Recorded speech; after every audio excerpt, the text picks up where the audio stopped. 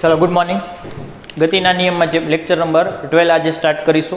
बराबर, आजना लेक्चर में है આપણે સ્વાધ્યાયના દાખલા ધીમે ધીમે સાથે સાથે ગણતા જશું। તો પહેલા દાખલાથી સ્ટાર્ટ કરીશું, બરાબર, અને જે વચ્ચે વચ્ચે ગણાઈ ગયા છે એ સ્કીપ કરશું, બરાબર, એ પાછા નહીં ગણીએ તો વાંધો નહીં। લેક્ચર નંબર 12 સ્વાધ્યાયમાં પહેલો દાખલો જોવો।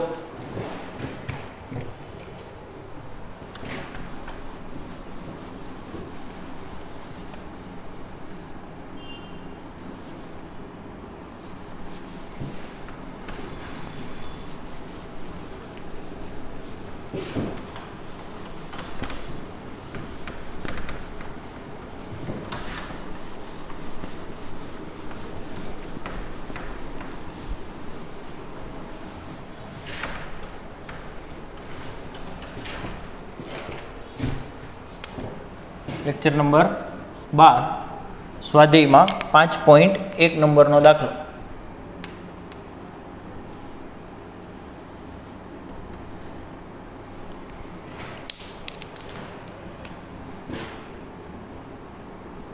स्वाध्याय क्वेश्चन नंबर 5.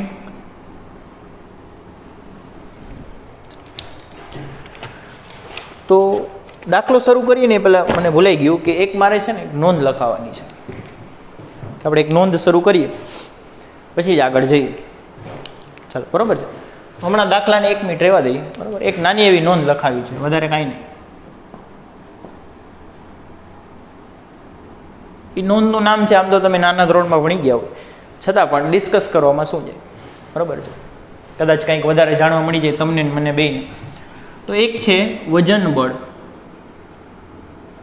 अथवा खाली वजन कहीए, अने बीजी तरफ आपणे लईए छीए ए छे दळ। आ बेयनो तफावत एक लई लईए, बराबर, એટલે આપણે થોડુંક વધારે સારી રીતે સમજાઈ શકે, બરાબર। એક તરફ છે દળ અને બીજી બાજુ છે વજન બળ।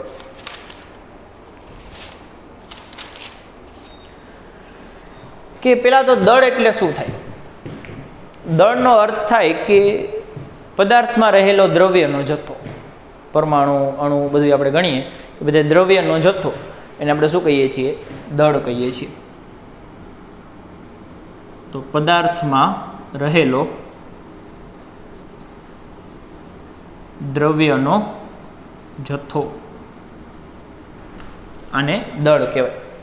સામે વજન એટલે કે वजन एटले ई बळ छे के जे पृथ्वी द्वारा दरेक पदार्थ पर लागे छे। तो आपणे एने कहीशुं के गुरुत्वाकर्षणने कारणे पृथ्वीना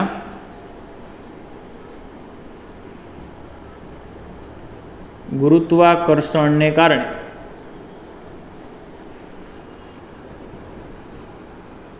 दरेक पदार्थ पर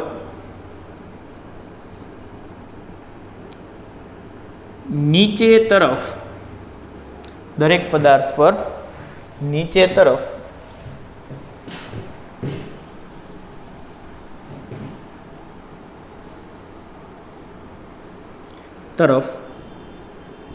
लागतुं बळ छे, बराबर छे। कि आपणने खबर छे कि दरेक पदार्थ होय, पदार्थ उपर आम नीचे तरफ एक बळ लागे, आपणे एने कदाच गुरुत्वाकर्षण बळ कहीए, बराबर। कि पृथ्वी है दरेक पदार्थों, सफरजन बधी वस्तु है, सफरजन ने जल्दी खेची लीए छे, बराबर। ना ना एवुं नथी, हो मजा करो। बधाय पदार्थों ने पृथ्वी तरफ खेचे छे, पोतानी तरफ खेचे छे। ए खेचाण बळ ने आपणे गुरुत्वाकर्षण बळ कहीए छीए। ए हमेशा नीचे तरफ ज होय, हमेशा नीचे तरफ, जमीन तरफ ज होय छे, बराबर छे। पछी तेने केजी में मापवामां आवे छे। बीजा घणा बधा एकम छे, पण एसआई एकम केजी छे। आमां कहीए तो ते न्यूटन में मपाय छे। वजन मापवुं होय तो न्यूटन में मपाय। हमणां कहीए आपणे 5 किलो माप्युं एनुं मीनिंग शुं थयुं, बराबर।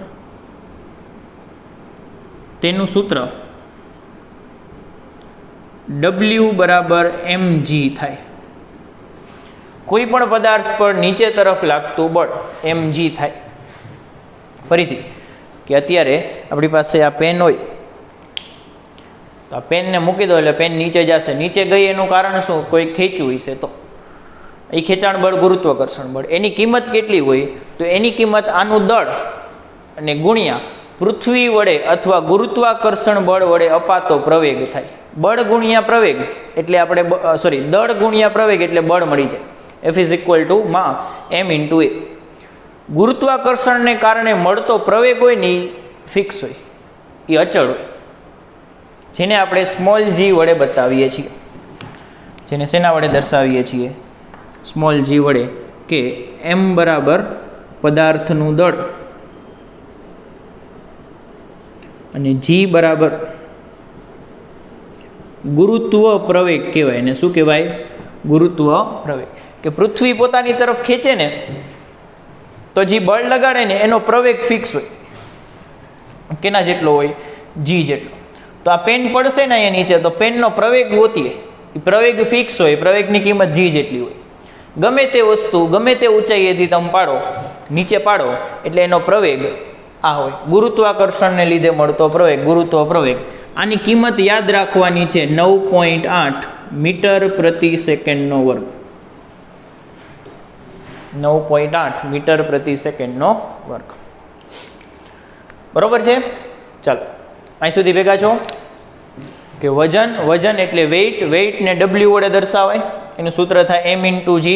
એ હંમેશા નીચે તરફ લાગશે. સદિશ રાશિ છે. બળ છે, વજન એક પ્રકારનું બળ છે. બળ કેવી રાશિ થાય? સદિશ. અને એની દિશા ફિક્સ છે, હંમેશા ક્યાં હશે? નીચે તરફ જ હશે. બરોબર છે? એટલે આપણે ક્યારેય દિશા લખવાની જરૂર પડતી નથી, ખબર જ હોય નીચે જ હોય.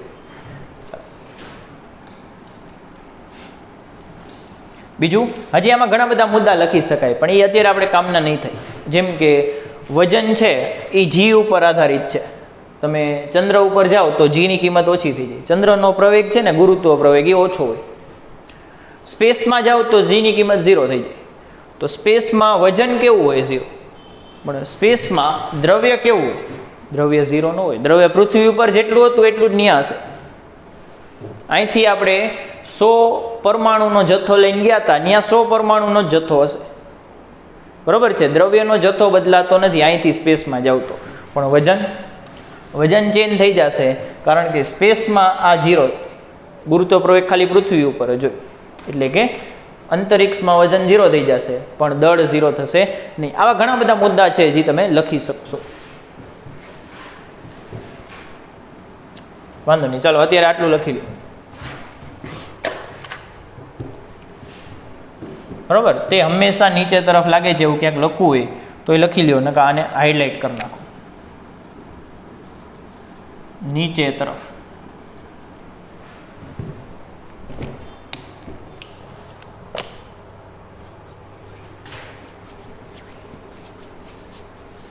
થઈ ગયું? ચાલો હવે આપણે દાખલો શરૂ કરીએ. એટલે હવે આપણે ક્યાંય વચ્ચે અટકશું નહીં.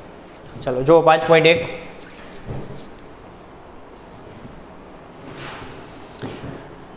કે નીચેના કિસ્સાઓમાં પરિણામી બળના માન અને દિશા જણાવો. તો આપણને ખબર છે બળ સદિશ રાશિ છે. બળનું માન એટલે મૂલ્ય, અને દિશા એટલે કઈ દિશામાં છે, એ બે વસ્તુ આપણે જણાવવાના છે. તો અચળ ઝડપથી પડતો વરસાદનો ટીપો. પેલું કોણ છે? 5.1 માં પેલું અચળ ઝડપથી પડતું વરસાદનું એક ટીપું. બરોબર? તો તમે આમાં શબ્દો ધ્યાનમાં લ્યો. અચળ ઝડપ કીધું છે. અચળ ઝડપ એટલે ઝડપ બદલાતી નથી. બરોબર? અહીં લખીએ ઝડપ બરાબર અચળ, એટલે કે ઝડપનો ફેરફાર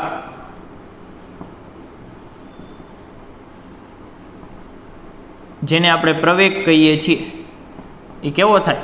0 થાય. પ્રવેગ 0 થઈ ગયો.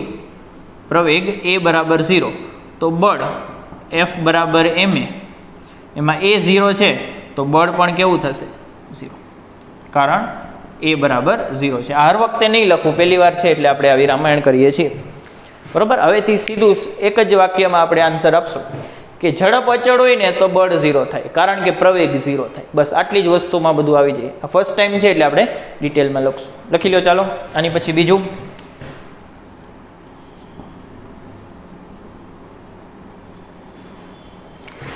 બીજું શું કહે છે કે પાણી પર તરતા બૂચ, પાણી પર તરતા 10 ગ્રામના બૂચ પર, પાણી પર તરતા 10 ગ્રામ દળના બૂચ પર બળ, તો ભાઈ પાણી પર તરે છે ને, સ્થિર છે ને કે ગતિમાં છે? તરે છે એટલે એક જગ્યાએ એમ પડ્યું છે. બરાબર. આ બૂચ છે અને બૂચ એક જગ્યાએ એમ પડ્યું છે, સ્થિર તરે છે. બરાબર. ગતિમાં નથી. ગતિમાં નથી તો એની ઝડપ 0, પ્રવેગ 0, પ્રવેગ 0 તો બળ 0.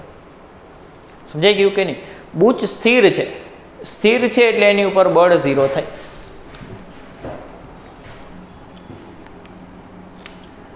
કે અહીં બૂચ પાણી પર સ્થિર છે, તેથી તેના પર બળ 0 થાય. હવે જો બળ 0 થઈ ગયો ને તો એની દિશા આપવાની શું? જે છે જ નહીં એની દિશા શું આપવી? એટલે 0 વાળાની દિશા આપતા નથી. નકા બેય પૂછેલું છે, માન અને દિશા. અને અહીં 0 કેમ થયું? મેં કહી દીધું સ્થિર છે એટલે 0 છે, પણ આને સમજાવવાનો બીજો કોઈ રસ્તો છે તો આ છે. જો કે ધારો કે આ પાણી છે, એની ઉપર આ આપણું એકનું એક બૂચ છે એ તરે છે. આ બૂચ છે,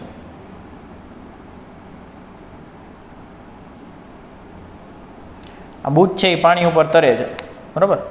તરે છે, એની ઉપર લાગતા બળ જો તો એક તો આપણે કીધું કે દરેક પદાર્થ ઉપર નીચે તરફ એક બળ લાગે કે જેને તમે વજન બળ ડબલું કહેતા હોય. ડબલું નહીં હો, ડબલ્યુ કહેજો, ક્યારેક ડબલું કહી જા. બરાબર. તો વજન બળ ક્યાં લાગતું હોય? નીચે. એની કિંમત કેટલી છે? mg.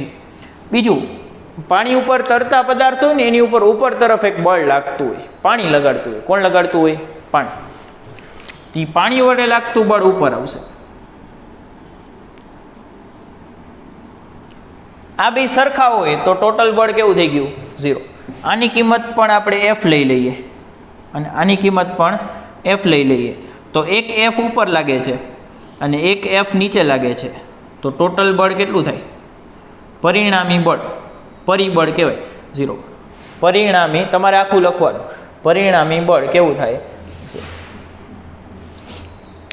બરોબર છે? ચાલો નેક્સ્ટ. ત્રીજું,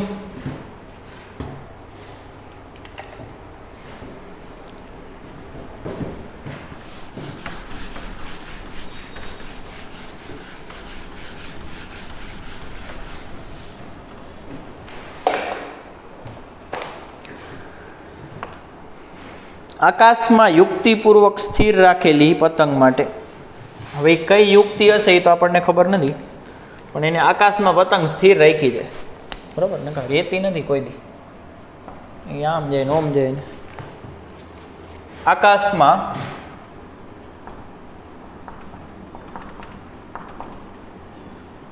યુક્તિપૂર્વક એટલે મગજ લગાવીને સ્થિર રાખેલી પતંગ. તો પતંગ એ શબ્દ પકડો. પતંગ કેવી છે? પતંગ સ્થિર છે. પતંગ કેવી છે? પતંગ સ્થિર છે.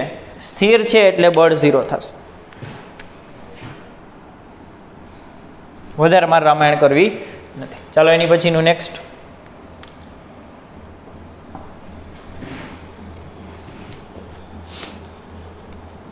ખરબચડા રસ્તા પર અચળ વેગથી ગતિ કરતી કાર. ચોથું, ખરબચડા રસ્તા પર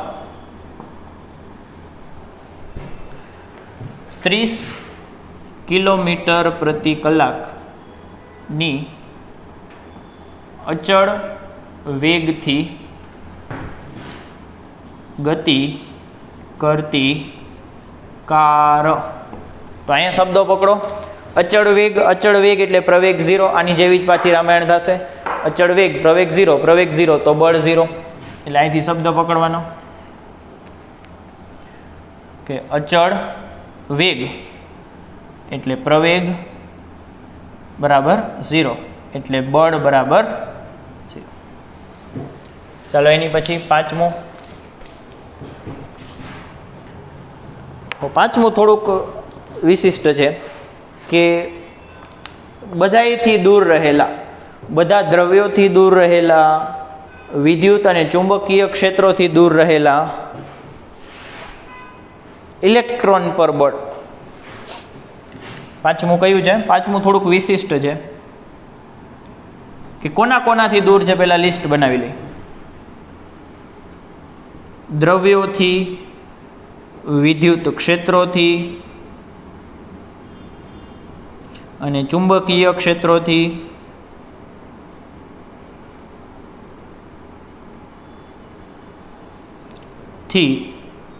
દૂર રહેલા ઝડપી ઇલેક્ટ્રોન. આની ઉપર બળ ગોતવાનું છે. તો હું તમને કહી દઉં કે આપણી ફિઝિક્સમાં છે ને જનરલી આટલા પ્રકારના બળ આવશે કે એક પદાર્થ બીજા પદાર્થ ઉપર લગાડશે, બરાબર, કે જે આપણે ગુરુત્વાકર્ષણમાં ભણશું કે એક પદાર્થ હોય ને એ બીજા પદાર્થ ઉપર આકર્ષી બળ લગાડે. એક પદાર્થ બીજા પદાર્થ ઉપર આકર્ષી બળ લગાડતું હોય, પણ એ બળ છે ને એ બહુ નાનું હોય, અતિ સૂક્ષ્મ હોય, એટલે આપણને દેખાતું હોય નહીં. નકા અત્યારે આ બોર્ડ છે એ મારી ઉપર બળ લગાડતું હોય, આ પેન છે એ મારી ઉપર બળ લગાડતી હોય, ન્યૂટનના ત્રીજા નિયમ પ્રમાણે હું પણ એની ઉપર બળ લગાડતો હોય, પણ એ બધા બળ એટલા બધા સૂક્ષ્મ હોય કે આપણને ધ્યાનમાં આવતા નથી, આપણે એને અવગણી નાખીએ તો ચાલશે. પણ ઇલેક્ટ્રોન એવા દ્રવ્યોથી એ દૂર છે એટલે એ બળ લાગશે નહીં. પછી ઇલેક્ટ્રોન ઉપર વિદ્યુત ક્ષેત્ર બળ લગાડે. આ આપણે 12મા ધોરણમાં ચેપ્ટર નંબર 1માં ભણશું કે વિદ્યુત ક્ષેત્ર શું હોય, કે વિદ્યુત પ્રવાહને કારણે અથવા વિદ્યુત ભારોને કારણે ઉત્પન્ન થતું ક્ષેત્ર છે, એની આસપાસ કંઈક અસર ઉત્પન્ન થાય, એ અસરને આપણે ક્ષેત્ર કહીએ છીએ. એ પણ ઇલેક્ટ્રોન પર બળ લગાડે. પણ આ ભાઈ તો એનાથી એ દૂર છે. પછી ઇલેક્ટ્રોન ઉપર હોય ને એ ચુંબકીય ક્ષેત્ર બળ લગાડે. ચુંબક હોય ને એ ગતિ કરતા ઇલેક્ટ્રોન ઉપર બળ લગાડે. એટલે કે આનાથી પણ દૂર મોકલી દીધો તો હવે તો કોઈ બળ લાગતું નથી. દ્રવ્ય વચ્ચેનું આકર્ષી બળ નથી લાગતું. વિદ્યુત ક્ષેત્ર વડે પણ નહીં લાગે કારણ કે દૂર છે. ચુંબકીય વડે પણ નહીં લાગે કારણ કે દૂર છે.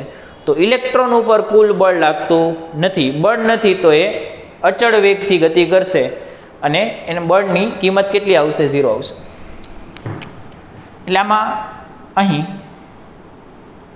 ઇલેક્ટ્રોન આખું લખવાનું તમારે. ઇલેક્ટ્રોન કોઈ પણ પ્રકારનું બળ અનુભવતો નથી. F બરાબર છે. ચલો લખી નાખો. 5.1 પૂરું. 5.2 સ્ટાર્ટ કરીએ.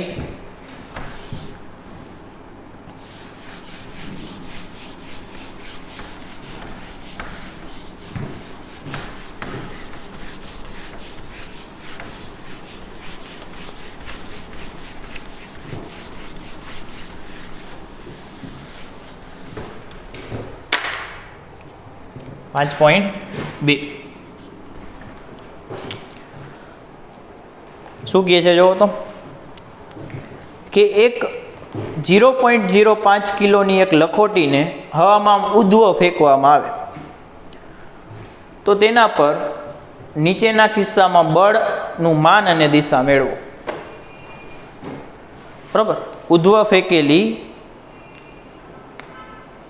લખોટી માટે 0.05 કિલોની ઊંધો ફેંકેલી લખોટી માટે પેલું એ કરવાનું છે. એ શું છે કે ઊંધો જાય ત્યારે બળ ઉધ્વ ગતિ માટે બળ અને દિશા, બળની દિશા બરાબર કેટલા થશે? તો લખોટીને આપણે તો ફેંકી દીધી બરાબર છે. આ લખોટી છે બાજુમાં સાઈડમાં દોરતા જઈએ કે આ લખોટી છે એને મેં ક્યાં ફેંકી? ઉધ્વ દિશામાં ઘા કરી. તો લખોટી ઉપર જાય છે, ઉપર જઈને વળી પાછી નીચે આવશે. ઉપર જશે, આપણે ઉપર ઘા કરીશું, ઉપર જઈ અને પાછી કેવી આવશે? નીચે આવશે. તો એની ગતિના તમે બે પાર્ટ પાડી શકો. એક ઉધ્વ દિશામાં ગતિ, ઉધ્વ ગતિ, અને એક આ નીચે આવતી દિશા છે ને એને અધો દિશા કહેવાય. ને કઈ દિશા કહેવાય? અધો દિશા, કૌંસમાં નીચે. બરોબર છે. લખોટી ઉપર ઘા કરી છે, નીચે આવશે, પછી આમ ઘા કરી, પછી ઉપર જઈને વળી પાછી નીચે આવશે. તો ઉધ્વ ગતિમાં બળ કેટલા લાગશે? લખોટીને આપણે ઘા કરી ને ત્યારે બળ લગાડ્યું હોય. લખોટીને મેં આમ ઘા કરી હોય ને ઉપર, એ સમયે મેં બળ લગાડ્યું હોય.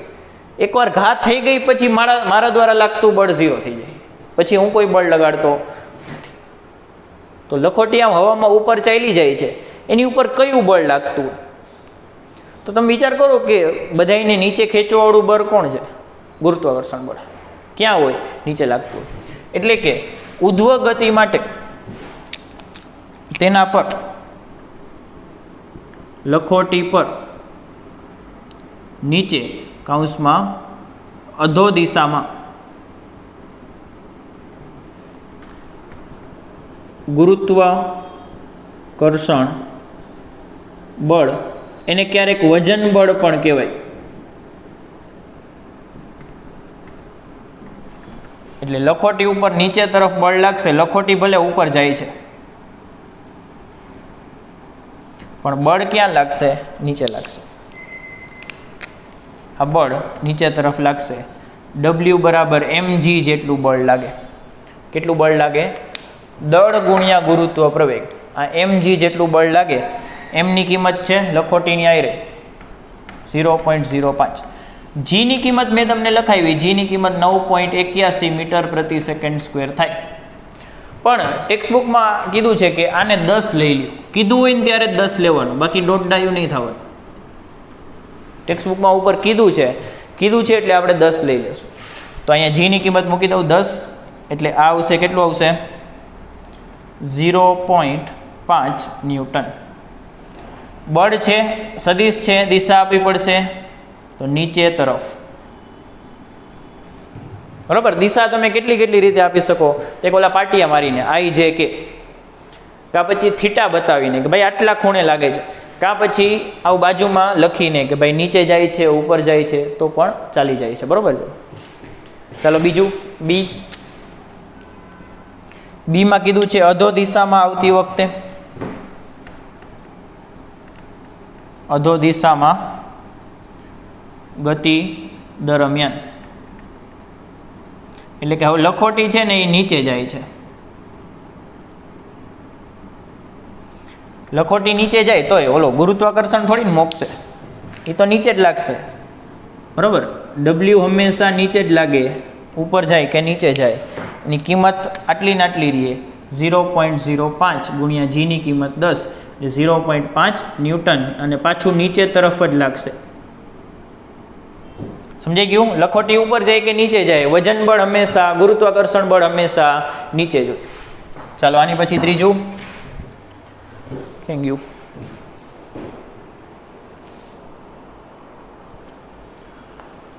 લખોટીને 45 ખૂણે ઘા કરો.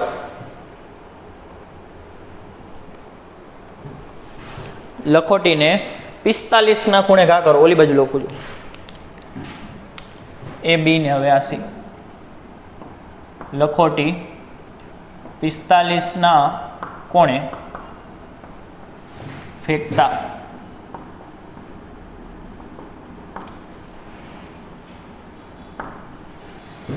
45ના કોણે ફેંકતા મહત્તમ ઊંચાઈ વાળા બિંદુ પર. તો લખોટીને આમ 45ના ખૂણે ઘા કરો ને, અહીંથી આમ ઘા કરી હોય જોરથી, લખોટી આમ જાય, આમ ત્રાસી જાય એટલે ફૂટબોલની કિક કેમ લાગે એમ પડે. લખોટીને તમે ત્રાસી ઘા કરો ને એટલે એનો આકાર આવો હોય, આ રીતે, આ પ્રકારનો આકાર દોરું છું કે આ આપણી જમીન અને આ લખોટીને મેં ઘા કરી, કેટલા ખૂણે? 45ના ખૂણે ઘા કરી, તો લખોટી આમ જશે ને આમ જઈને પડશે, તો આ બિંદુ થાય મહત્તમ ઊંચાઈવાળું બિંદુ. બરાબર? તમે જો ઊંચાઈ સૌથી વધારે પહેલાં વધે છે, ઊંચાઈ મહત્તમ થઈ પછી ઊંચાઈ ઘટશે, એટલે આ થશે મહત્તમ ઊંચાઈવાળું બિંદુ. મહત્તમ ઊંચાઈવાળું બિંદુ. તો અહીંયા બળ કેટલું હશે? તો તમે પાછું એકવાર હજી કહું છું કે ઘા કરો ને ત્યારે જ બળ હોય, પછી બળને ભૂલી જાઓ. બરાબર છે? અત્યારે આની ઉપર કયું બળ લાગશે? તો અત્યારે આની ઉપર ઓલું નીચે ખેંચોવાળું એક જ છે ભાઈ, આપણું ગુરુત્વાકર્ષણ બળ, સફરજનવાળું બળ, તો એ નીચે લાગશે. તો અત્યારે નીચે લાગશે W લાગશે એમ છે. તો તમે પૂછો કદાચ અહીંયા હોય તો એ આમ જ લાગે. બરાબર? આ બધા બિંદુઓ ઉપર W બળ જ લાગશે આમ. એ તો ભલે આપણને મહત્તમ વાળું બિંદુ પૂછ્યું છે, નકા ગમે એ બિંદુ એ પૂછે ને તોય વજન બળ નીચે જ લાગે. તમે પદાર્થને આમ ઉપર ઘા કરો, ત્રાસો ઘા કરો, આડો ઘા કરો, ગમે એમ ઘા કરો, વજન બળ હંમેશા નીચે જ હોય અને એ આટલો જ લાગશે.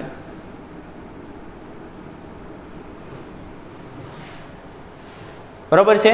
ચાલો તો આપણે લખી લઈએ. આટલા બધા વજન બળ નથી બતાવવાની જરૂર, થોડાક 2-3 બતાવો, 2-3 આ બાજુ અને 2-3 આ બાજુ બતાવો.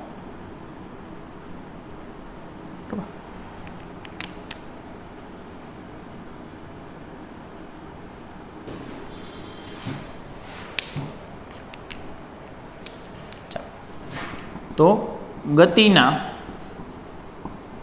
દરેક બિંદુએ, એટલે એમાં મહત્તમ ઊંચાઈવાળું બિંદુ આવી ગયું, પદાર્થ પર વજન બળ નીચે તરફ લાગશે.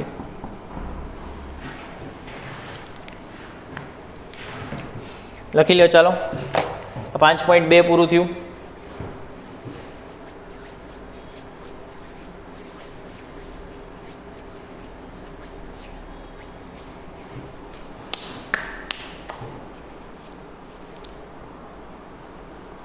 પાંચ 5.3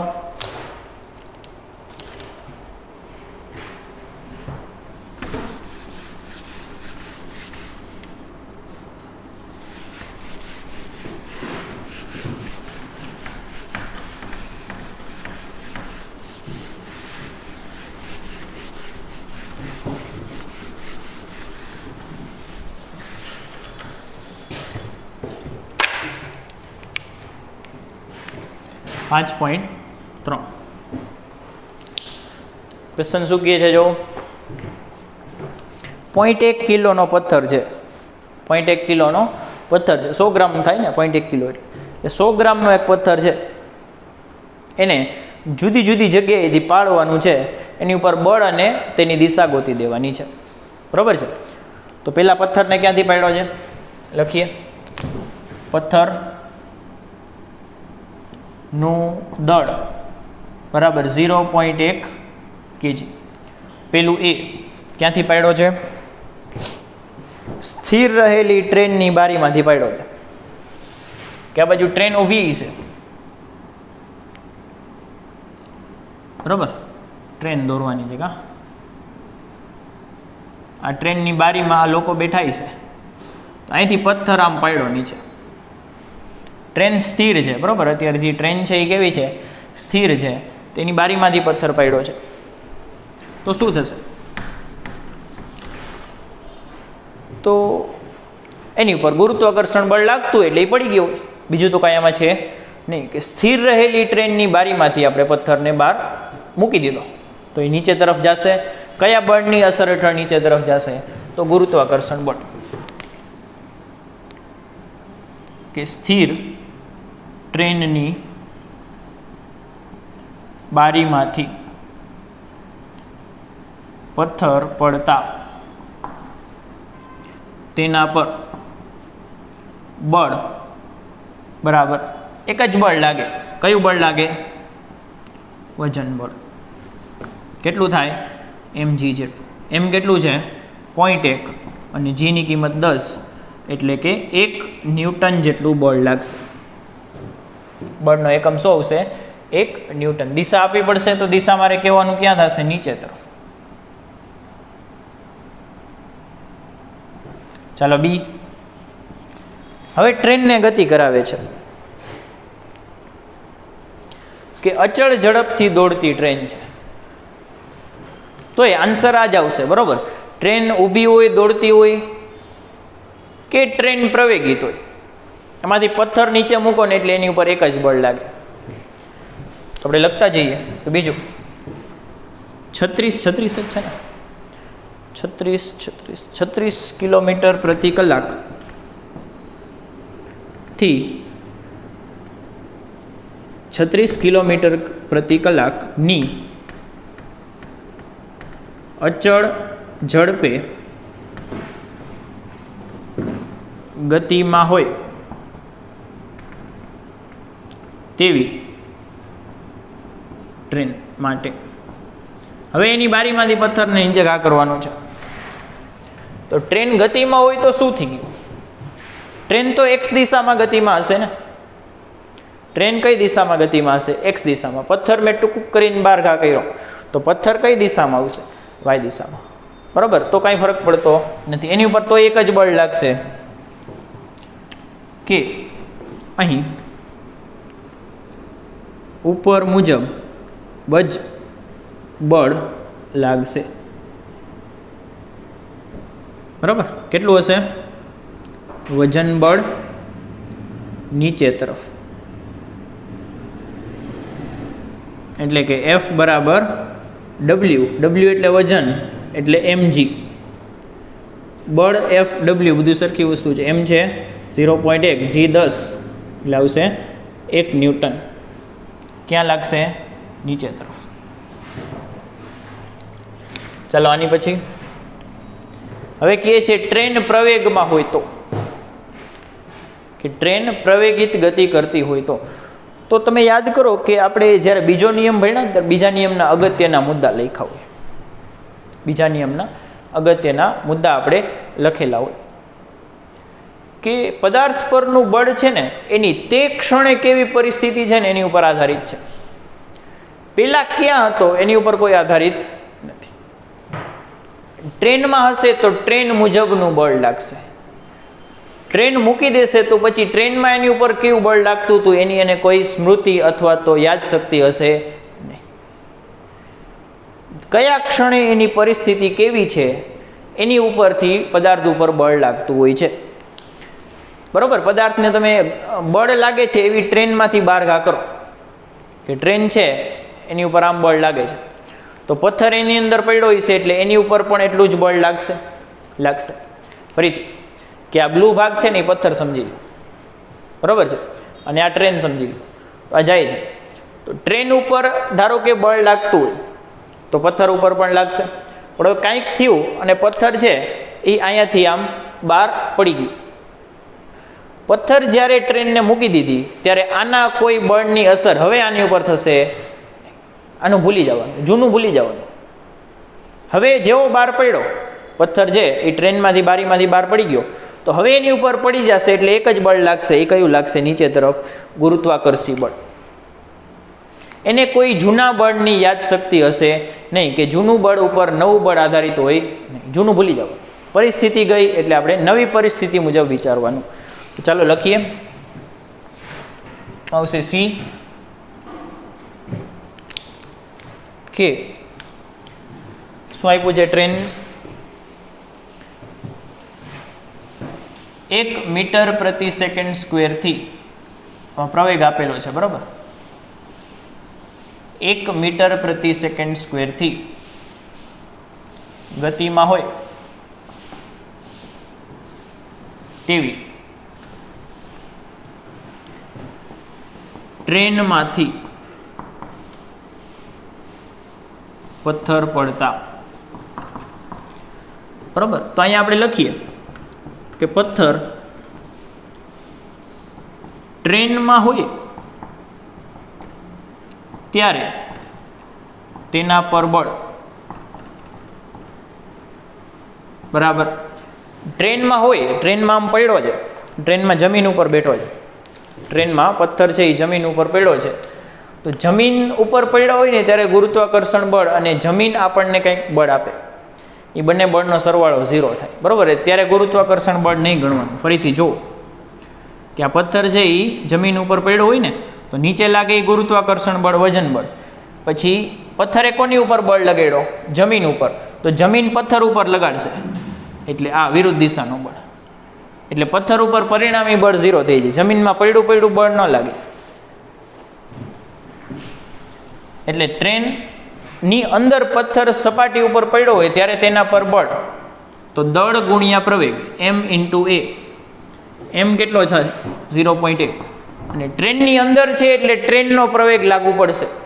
ટ્રેનની અંદર હોય તો ટ્રેનનો પ્રવેગ એની ઉપર લાગુ પડે. ટ્રેનનો પ્રવેગ છે 1 એટલે બળ લાગશે 0.1 ન્યૂટન. અને બળની દિશા કઈ આવશે? તો ટ્રેનની ગતિની દિશામાં. ભાઈ ટ્રેન આગળ જતી હશે તો બળ આગળ લાગશે, ટ્રેન પાછળ જતી હશે તો બળ પાછળ લાગશે.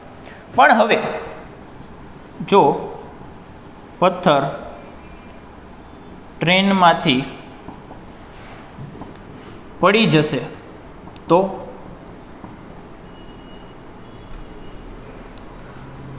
તેના પર ટ્રેન વડે લાગતું બળ બરાબર 0 થાય. માત્ર ગુરુત્વાકર્ષી બળ નીચે પડે છે. ટ્રેનની બારીમાં ઘા કર્યો, નીચે પડે છે, જમીન ભેગો સંપર્કમાં નથી. નીચે પડતો હોય તો બળ લાગે ને. માત્ર ગુરુત્વાકર્ષી બળ, જેને આપણે વજન બળ પણ કહીએ છીએ, લાગશે.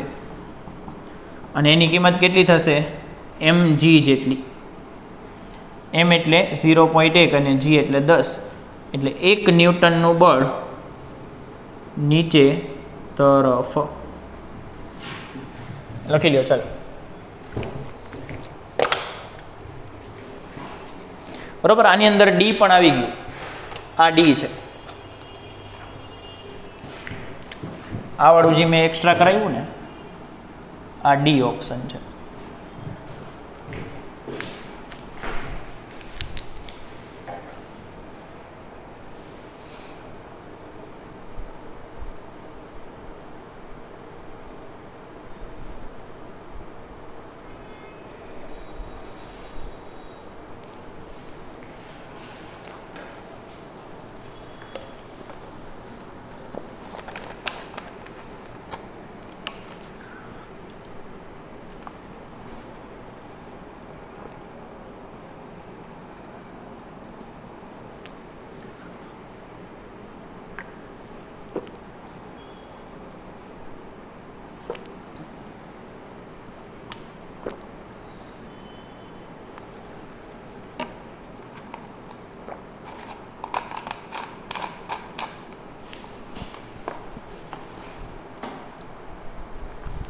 ચાલો આની પછી સ્વાધ્યાયમાં ચોથો દાખલો છે ને એ વાર લાગશે હજી.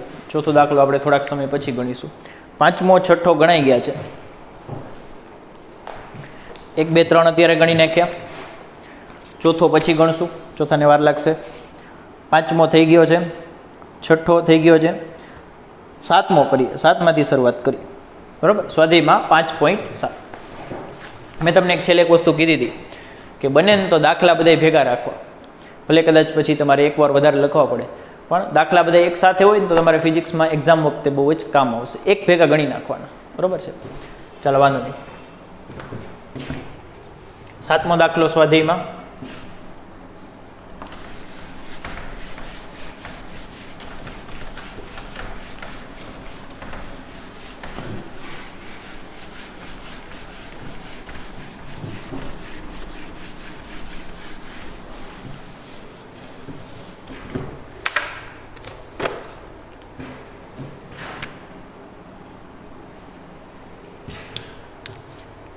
કે 5 કિલોના એક પદાર્થ પર 2 બળ લાગે છે. 5 કિલોના એક પદાર્થ પર 2 બળ લાગે છે. એક છે 8 ન્યૂટન અને એક છે 6 ન્યૂટન. તો પદાર્થનો પ્રવેગની દિશા અને માન આપો. તો આ એક પદાર્થ અહીંયા વિચારી લઈએ કે ધારો કે આ આપણો પદાર્થ છે, બરાબર. એ પદાર્થ ઉપર 2 બળ લાગે છે. એક બળ 8 ન્યૂટન છે અને એક બળ 6 ન્યૂટન છે, અને એ પરસ્પર લંબ દિશામાં લાગે છે, એવું જ કીધું છે ને.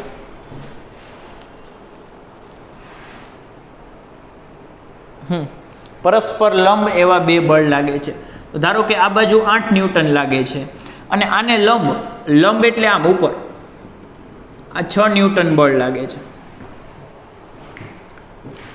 તો પદાર્થનો પ્રવેગ અને તેનું માન ગોતો. તો પ્રવેગ ગોતવો હોય ને તો પરિણામી બળ ઉપરથી ગોતાય, બરાબર. પ્રવેગ ગોતવો હોય તો ક્યાંથી ગોતાય? પરિણામી બળ ઉપરથી પ્રવેગ ગોતાય. તો પહેલા આપણે પરિણામી બળ ગોતવું પડશે. શું ગોતવું પડશે? પરિણામી બળ.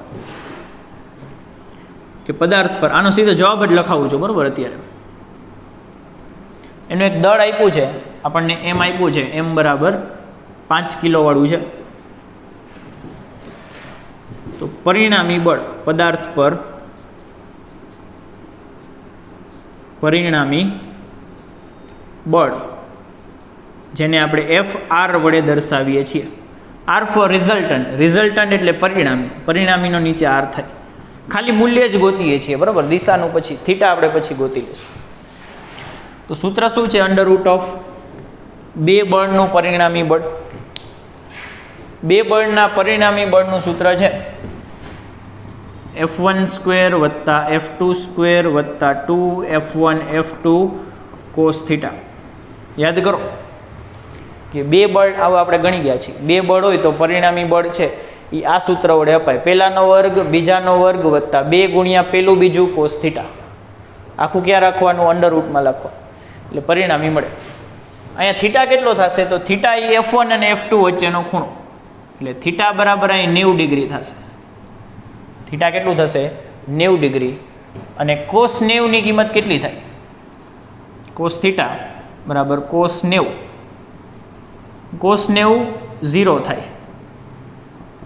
કોસ 90 કેટલું થાય? 0. એટલે આની કિંમત છેલ્લે કેટલી આવશે? લંબ બળ હોય ને તો છેલ્લે કોસ થીટા કેવું આવે? 0 આવે. 0 ગુણ્યા આ પદ કેવું થઈ જાય? 0 થઈ જાય. એટલે લંબ બળ માટે છે ને આપણે સીધું લખી નાખીએ છીએ કે ખાલી આ જ મળશે. અંડરરૂટ ઓફ F1 સ્ક્વેર વત્તા F2 સ્ક્વેર. આ પાછળનું પદ છે ને એની કિંમત કેવી થઈ જાય? 0 થઈ જાય. કારણ શું થશે? કારણ કે કોસની કિંમત 0 થશે. એટલે 0 ગુણ્યા આ આવશે ને એ 0 થઈ જાય. સમજાણું? ચાલો મૂકો કિંમત હવે. અંડરરૂટ ઓફ F1 ની કિંમત કેટલી છે? 8. આને આપણે F1 કહી દઈએ, આને કહી દઈએ F2. F1 મળશે 8નો વર્ગ વત્તા F2 એટલે 6નો વર્ગ. મૂકો કિંમત. અંડરરૂટ ઓફ 8નો વર્ગ 64, 6નો વર્ગ 36, 36 ને 64 100, એટલે અંડરરૂટ ઓફ 100 એટલે 10 મળશે.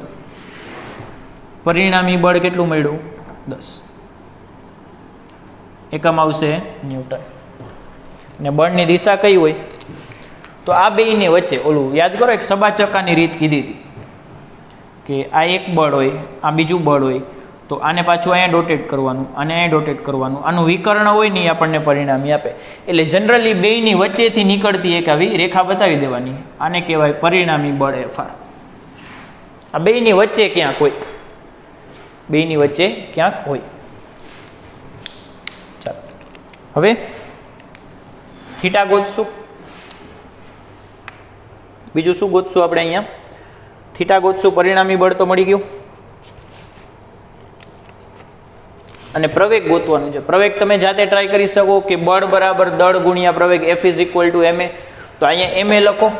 m તમને ખબર છે 5 કિલોનું છે એટલે a મળી જશે.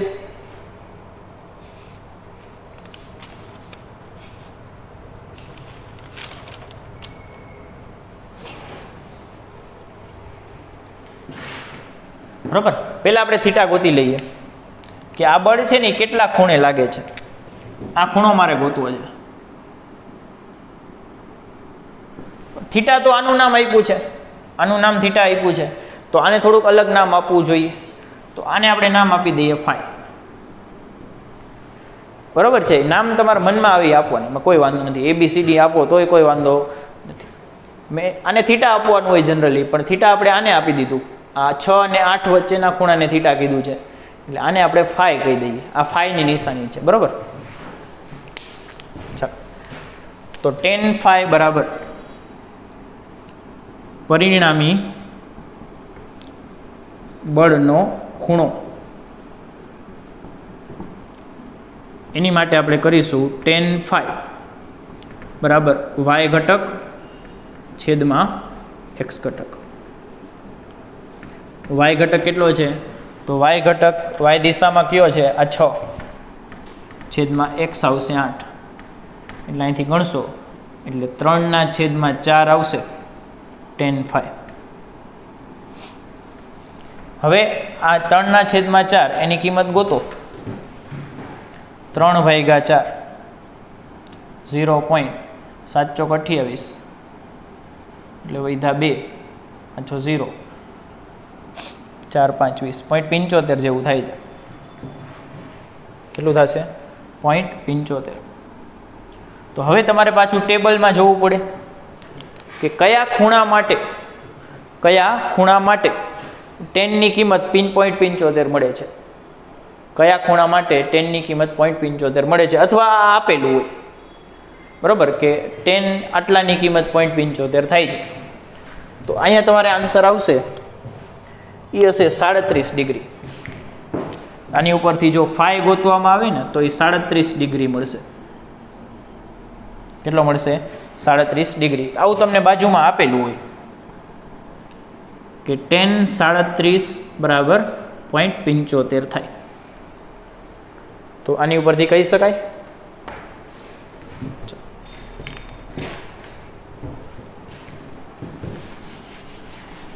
પ્રવેગ ગોતવાનો છે. તો પ્રવેગ માટે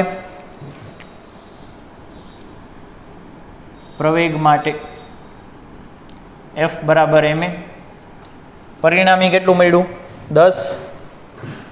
10 બરાબર m છે 5, એ ગોતવાનું છે. એટલે એની કિંમત મળશે 10/5, એટલે એ બરાબર મળશે 2 મીટર પ્રતિ સેકન્ડનો વર્ગ. અને દિશા બળની દિશામાં જોઈએ. પ્રવેગ છે ને એ હંમેશા બળની દિશામાં જોઈએ. એટલે કે દિશા આવશે બળની દિશામાં, એટલે કે 8 ન્યૂટનથી ફાઈની કિંમત કેટલી મળી? 37 ડિગ્રી. એટલે કે 8 ન્યૂટન બળથી 37 ડિગ્રી ખૂણા પર. 8 ન્યૂટનથી કેટલો ખૂણો ચાલવાનો? બરાબર, આ વિષમ ઘડી દિશા કહેવાય. ઘડિયાળ આમ ફરતી હોય ને, બરાબર છે, તો ઘડિયાળની ઊંધી દિશામાં જાઓ એને વિષમ ઘડી કહેવાય, ઘડિયાળની દિશામાં જાઓ એને સમઘડી કહેવાય. તો આ તમે ઘડિયાળથી ઊંધા ચાલો ને તો આવે કે 8 ન્યૂટન પાસે ઊભું રહેવાનું અને ઘડિયાળની ઊંધી દિશામાં ચાલવાનું. કેટલું ચાલવાનું? 37 ડિગ્રી. એટલે આમ. બરાબર, તો આમાં કદાચ તમારે એક શબ્દ ઉમેરવું હોય કે કઈ દિશામાં 37 ચાલવાનું, તો વિષમ ઘડી. આમ આ રીતે વિષમ ઘડી.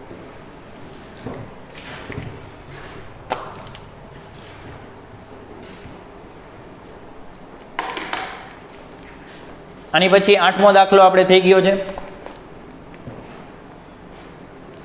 8મો દાખલો આપણે થઈ ગયો છે, એટલે સીધો દાખલા નંબર 9 સ્ટાર્ટ કરીએ છીએ.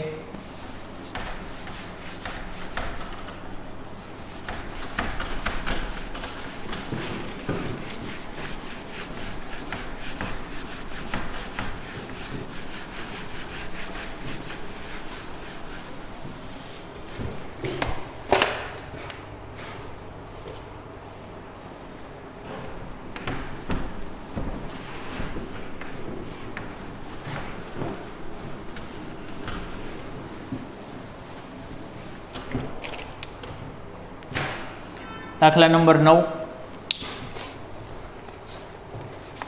શું કહે છે જો કે 20 કિલોનું એક રોકેટ છે. કેટલા કિલોનું? 20 કિલોનું એક રોકેટ છે.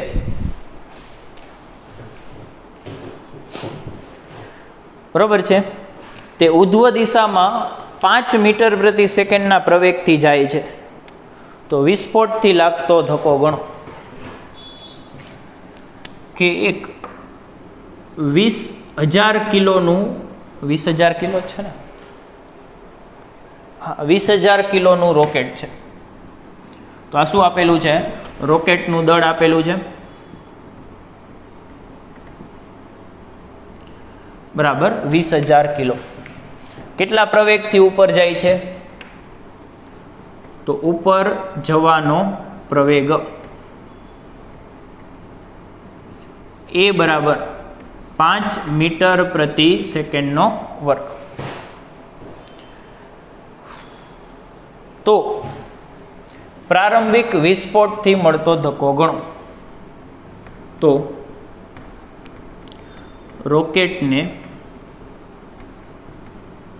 પ્રારંભિક વિસ્ફોટથી મળતો ધક્કો કેટલો થાય? ધક્કો એટલે બળ. ધક્કાનું એક નામ છે થ્રસ્ટ. રોકેટમાં છે ને એ ઓલું રોકેટમાં ત્રીજા નિયમથી કામ કરે કે રોકેટના જે ધુવાણો નીકળે, જે એનામાંથી વાયુઓ નીકળે, એ નીચે તરફ બળ લગાડે અને રોકેટ ઉપર ક્યાં બળ લાગે? ઉપર તરફ. ત્રીજા નિયમ ઉપર કામ કરે. તો તમને પૂછે છે કે શરૂઆતમાં કેટલો ધક્કો નીચે તરફ લગાડ્યો હોય છે? સમજાય છે? એ ધક્કાને કહેવાય થ્રસ્ટ કહેવાય. શું કહેવાય? થ્રસ્ટ. કે રોકેટને કેટલું થ્રસ્ટ જોઈએ છીએ ઉડવા માટે. તો એ ઉપર તરફ જે બળ લાગે ને એને થ્રસ્ટ કહેવાય. શું કહેવાય? થ્રસ્ટ કોણ આપે? તો એમાંથી જે બરેલો જે બળતણનો જે ધુવાણો નીકળે ને, વાયુઓ નીકળે ને, દહન પામેલ જે વાયુઓ નીકળે ને, એ ઉપર તરફ બળ લગાડે એને આપણે કહીએ છીએ થ્રસ્ટ. તો જો ક્યાં એક નાનું એવું રોકેટ દોરીએ.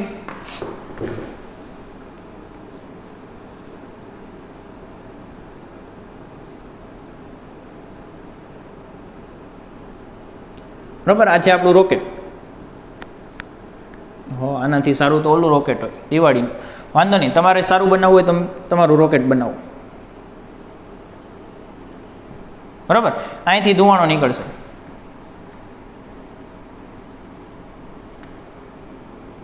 દહન પામેલ વાયુ. તો રોકેટ ઉપર કેટલા લાગતા હોય બળ? કે ઉપર તરફ લાગતું હોય, ઉપર તરફ બળ લાગતું હોય ને એને આ ધક્કો અથવા તો થ્રસ્ટ કહેવાય. શું કહેવાય? થ્રસ્ટ. ઇંગ્લિશમાં બોલે તો THRUST, થ્રસ્ટ. બરાબર છે? આ થ્રસ્ટને ટી વડે દર્શાવે. થ્રસ્ટ એક પ્રકારનું બળ જ છે. તમને પૂછે થ્રસ્ટનો એકમ શું થાય? થ્રસ્ટ એ બળ જ છે, ધક્કો અથવા બળ. એટલે તમને બાજુમાં ધક્કો લખી દીધો, બાકી હકીકતમાં ધક્કો ન કહેવાય, થ્રસ્ટ જ કહેવાય. પણ આ તો તમને ખબર પડે કે આ બળ જ છે, થ્રસ્ટ નામનું બળ છે. બરાબર છે? એટલે એનો એકમ ન્યૂટન જ થાય. એને આપણે ટી વડે દર્શાવીએ. બરાબર, એ આપણે ગોતવાનો છે. નીચે તરફ કયું બળ લાગે? તો નીચે તરફ તો ભાઈ ફિક્સ જ છે, એક આપણું વજનિયું જ લાગે. કોઈ પણ વસ્તુ ઉપર ગમે ત્યાં હોય એની ઉપર નીચે તરફ વજન બળ લાગે. અને કિંમત કેટલી થાય? mg જેટલી. બરાબર છે? અને રોકેટ કેટલા બળથી જાય છે? પ્રવેગથી જાય છે. એનો પ્રવેગ આપ્યો છે 5 મીટર પ્રતિ સેકન્ડનો વર્ગ. ચાલો તો ગણતરી કરીએ. શરૂઆતમાં લખીએ, રોકેટ પર પરિણામી બળ. કે ભાઈ થ્રસ્ટ એને ક્યાં લઈ જશે? કે ઉપર. વાયુ વડે મળતો થ્રસ્ટ એને ઉપર લઈ જશે અને આ વજન બળ એને ક્યાં લઈ જવાની ટ્રાય કરશે? નીચે. પણ આપણને ખબર છે રોકેટ ઉપર જ જતું હોય. એટલે કયું બળ જીતી ગયું હોય? ઉપરવાળું ને. આ બળ મોટું હોય તો જ રોકેટ ક્યાં જતો હોય? ઉપર જતો હોય ને. આ બળ નાનું હોવું જોઈએ, આ મોટું હોવું જોઈએ. એટલે મોટામાંથી નાનું બાદ કરે. એટલે પરિણામી બળ Fr બરાબર થ્રસ્ટ થ્રસ્ટ મોટું હોવું જોઈએ માઇનસ વજન બળ.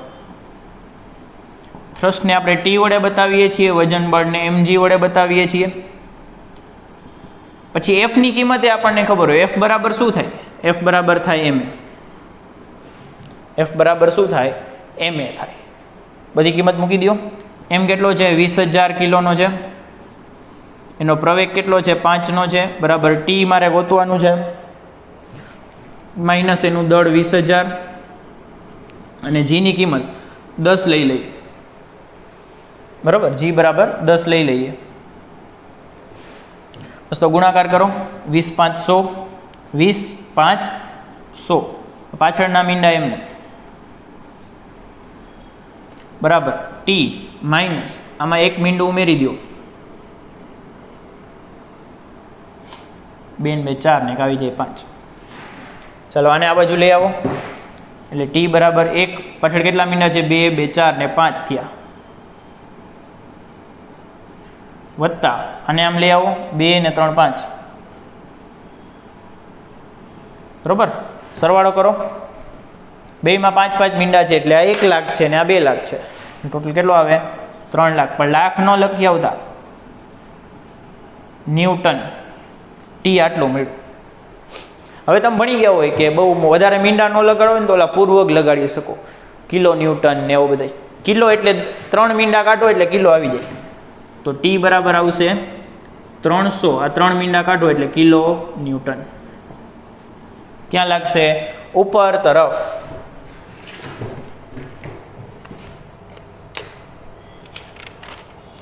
ગણી લ્યો ચાલો. અથવા આને બીજી રીતે પણ લખી શકાય, એવું કંઈ ફિક્સ નથી. આને બીજી રીતે પણ લખી શકાય. 3 ગુણ્યા 10⁵ ન્યૂટન પણ લખાય. આ મીંડા એટલે એની 10⁻માં જવા દો. 1 2 3 4 5 10⁵. બરોબર, તમારે જેમ લખવું. બરોબર, આ સાથે છે આપણે આજનો લેક્ચર પૂરો કરીએ છીએ. બરાબર છે. કોઈ પણ ડાઉટ હોય તો ચોક્કસપણે મેસેજ કરજો. અને થોડા MCQ હોય સોલ્વ કરવાના શરૂ કરી દેજો. ચેપ્ટર બહુ જ ઇઝી છે અને સારું છે. બરાબર છે. Thank you.